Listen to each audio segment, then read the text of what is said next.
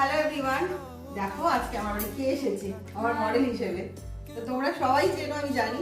তো মৌ মুখার্জি আমাদের তো খুব মানে আমাদের বাড়ির সবারই খুব ফেভারিট ইউটিউবার। আমার কোনো ভিডিও আমি মিস করি না, সব ভিডিও দেখি।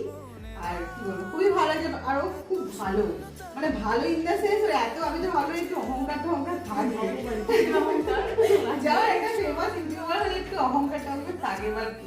খুবই ভালো আমার জন্য হঠাৎ করে এরকম মিশে গেলাম, খুবই ভালো।